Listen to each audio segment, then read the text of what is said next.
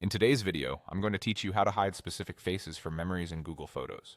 If you love the Memories feature but prefer not to be reminded of certain people, this quick walkthrough will help you keep your highlights more comfortable and personalized. We're not deleting anything or changing your library. We're simply choosing who won't appear in your memories and similar suggested creations. Start by opening the Google Photos app on your phone. You'll be doing this right inside the app, no extra tools or downloads needed. Make sure you're signed into the account you use for your photo backup so the settings apply where you expect them to.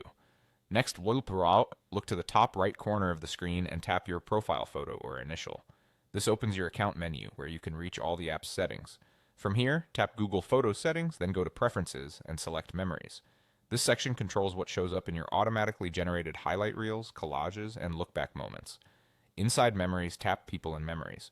This is where you can fine-tune whose faces are included or excluded from those nostalgic collections. Under the area labeled Show Less or Blocked, tap Select Faces. You'll see a grid of faces that Google Photos has recognized across your library. If you don't see someone you're expecting, it may be because the app hasn't identified them yet, or they don't appear clearly in many photos. Over time, as the app groups more images, more faces may appear here. Now simply select the faces you want to hide. You can tap one or multiple faces, and your choices will be saved automatically.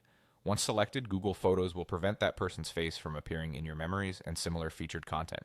Your photos aren't removed, and nothing is shared or changed for anyone else. This is just your personal view. A few helpful notes as you finish up. Hiding a face affects memories, highlights, and other suggested content, but the photos remain in your library, albums, and backups. You can still find them through search or by browsing your timeline.